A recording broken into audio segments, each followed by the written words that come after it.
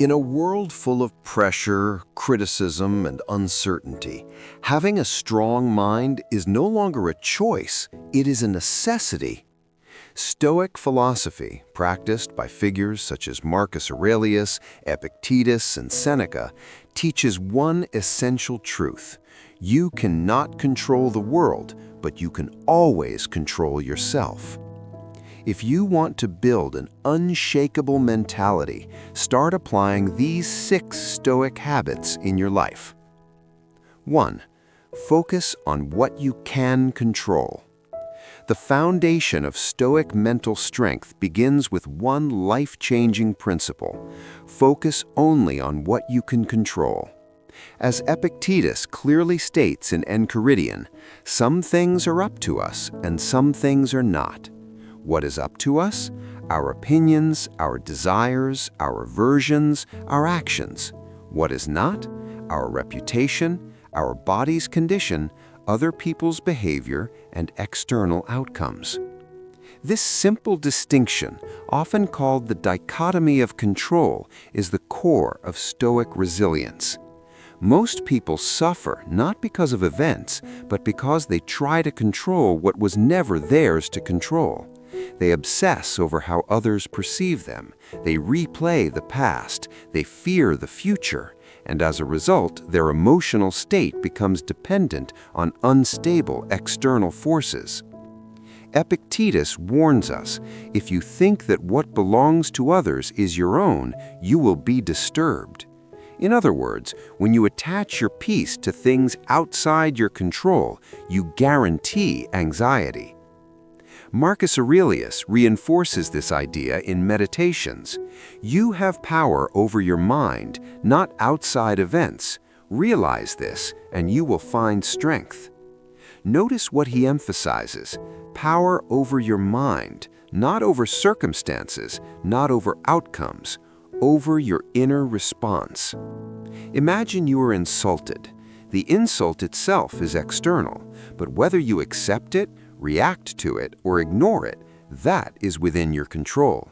As Epictetus said, it's not what happens to you, but how you react to it that matters.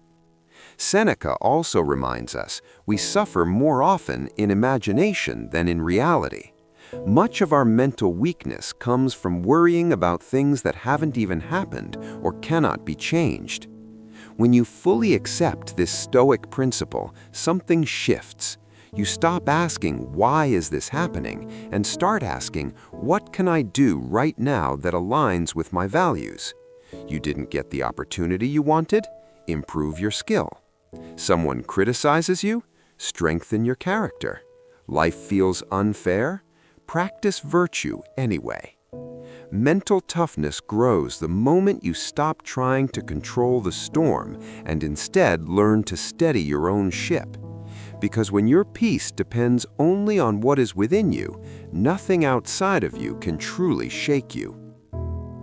2. Practice voluntary discomfort.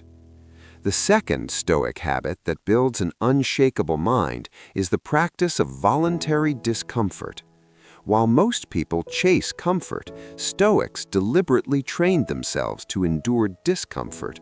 Why? Because comfort creates dependence, and dependence creates fear.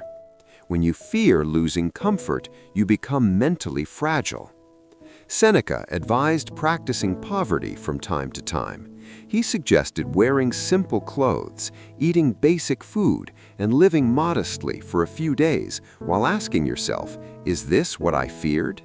His point was simple. When you experience discomfort voluntarily, it loses its power over you. If you never train your mind to handle difficulty, the smallest inconvenience will feel overwhelming. But when you willingly step into controlled hardship, you build psychological immunity. Cold showers, fasting occasionally, waking up early, saying no to unnecessary pleasures. These are not acts of self-punishment, they are acts of mental training. Marcus Aurelius, despite being a Roman emperor with access to luxury, constantly reminded himself not to become soft. In Meditations, he wrote about rising from bed when it was hard, telling himself, "I was born to do this." He understood that discipline strengthens character. Voluntary discomfort teaches you three powerful lessons. First, you realize you need far less than you think. Second, you prove to yourself that you can survive difficulty. Third, you reduce your fear of loss. Fear often comes from imagining we cannot handle pain, rejection, or hardship. But when you practice small forms of discomfort regularly, you send a message to your brain, "I can handle this." And once you know you can handle discomfort, life becomes less intimidating. The goal of Stoicism is not to eliminate pleasure, it is to eliminate weakness. When you no longer depend on comfort to feel stable, your mental strength becomes steady. Because the person who can endure discomfort by choice will never be broken by discomfort imposed by life. 3. Control your emotional reactions. The third Stoic habit that builds an unshakable mind is mastering your emotional reactions. Stoicism does not teach you to suppress emotions, it teaches you to govern them. There is a powerful difference. Epictetus said, "It's not what happens to you, but how you react to it that matters." This is the heart of emotional discipline. Events themselves are neutral. It is our judgment about them that creates suffering. Someone criticizes you. You fail at something important. You are ignored, rejected, or misunderstood. The event happens instantly, but between the event and your reaction, there is a space, and in that space lies your power. Marcus Aurelius wrote in Meditations, "If you are distressed by anything external, the pain is not due to the thing itself, but to your estimate of it, and this you have the power to revoke at any moment." That is radical responsibility. He reminds us that our interpretation, not the event, creates emotional chaos. When you react impulsively with anger, resentment, or panic, you surrender control. But when you pause, observe, and choose your response carefully, you strengthen your character. Seneca warned about anger specifically.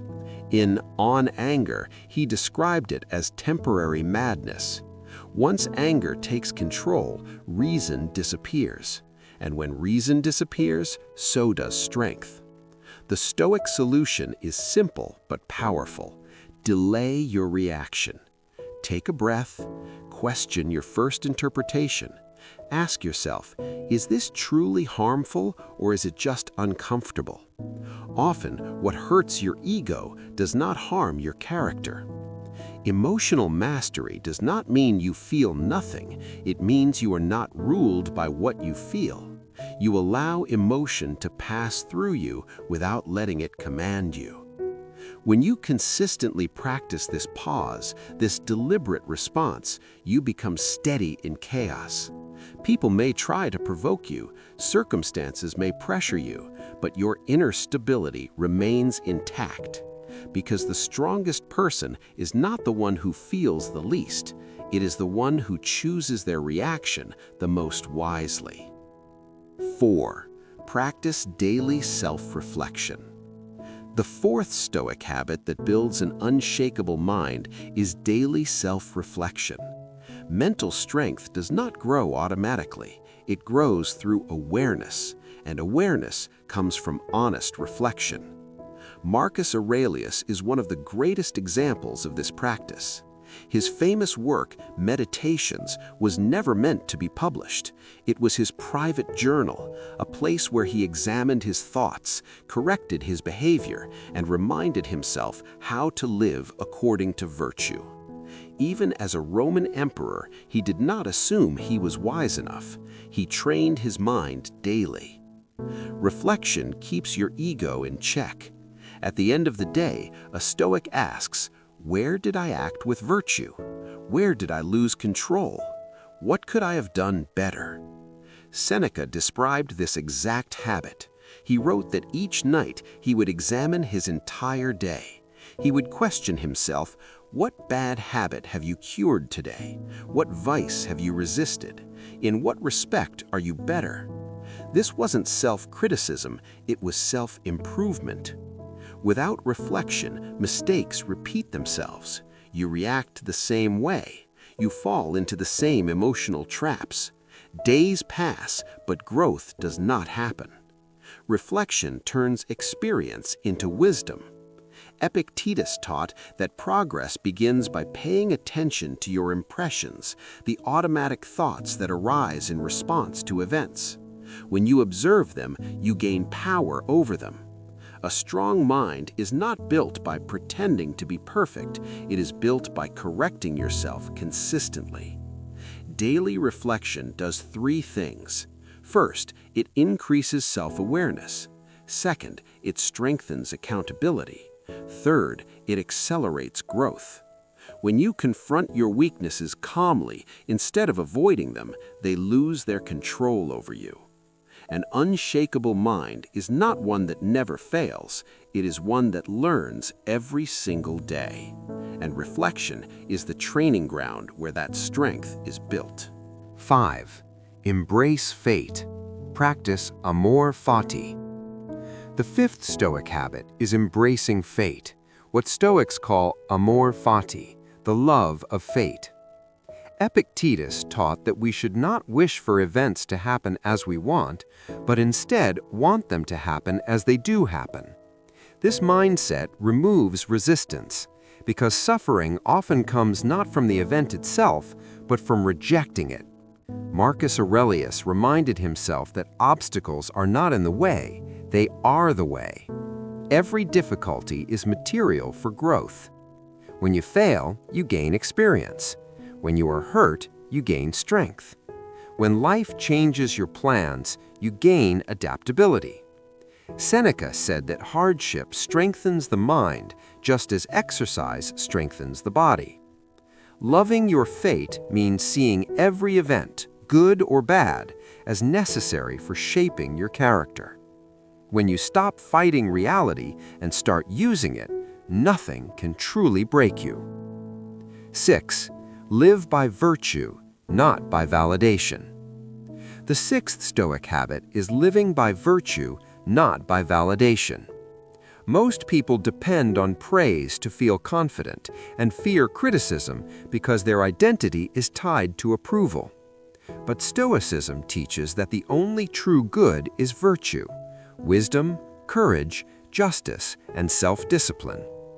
Marcus Aurelius reminded himself not to waste time worrying about what others think, but to focus on doing what is right. Epictetus warned that if you seek validation, you become a slave to those who give it. Instead, measure your day by your character. Were you honest? Were you disciplined? Did you act with integrity? Seneca advised us to be good rather than to appear good. When your standards come from within, criticism cannot shake you, and praise cannot control you. That is true mental freedom.